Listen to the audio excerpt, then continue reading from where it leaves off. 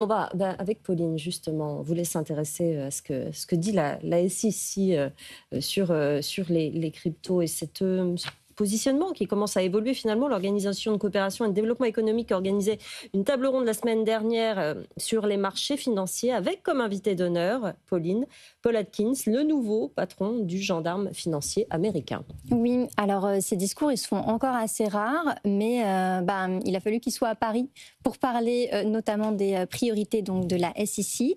On rappelle juste que Paul Atkins a été nommé par Donald Trump en remplacement de Gary Gensler, qui était clairement anti-crypto et donc à la tête de la SEC entre 2021 et 2025.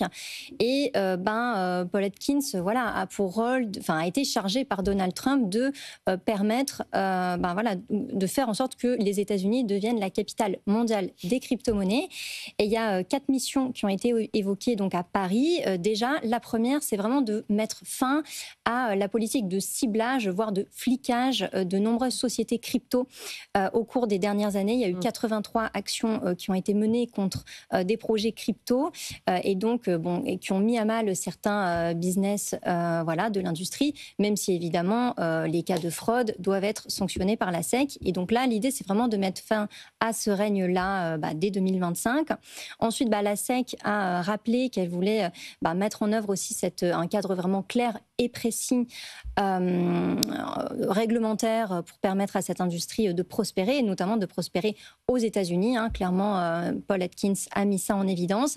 Et on le voit que ça avance aussi aux États-Unis, notamment avec la réglementation Genius Act qui encadre les stablecoins. Donc, c'est sûr que ça avance clairement en termes de missions qui sont évoquées. Et là, les mots sont intéressants. Paul Atkins a aussi dit la plupart des crypto-monnaies ne sont pas des titres financiers, Pauline. Oui, et ça, c'est vrai que c'est une déclaration qui est intéressante et importante parce que jusqu'à présent, sous Gary Gensler, la SEC avait qualifié des dizaines de crypto-monnaies de titres financiers, donc de securities. L'idée, c'était vraiment de dire on les qualifie comme tels, comme ça ils vont rentrer, la SEC va devoir du coup surveiller ces actifs-là au même titre que des actifs financiers. Sauf qu'en fait, ce qui était paradoxal, c'est que cette notion même de titre financier, il me semble qu'elle date des années 1930.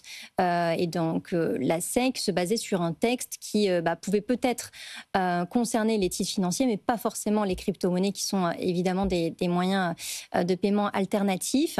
Et ça a vraiment mis à mal le marché. Et donc, le fait de dire qu'elles ne sont pas des titres financiers, ça fait vraiment avancer et ça permettra clairement un développement de ce secteur.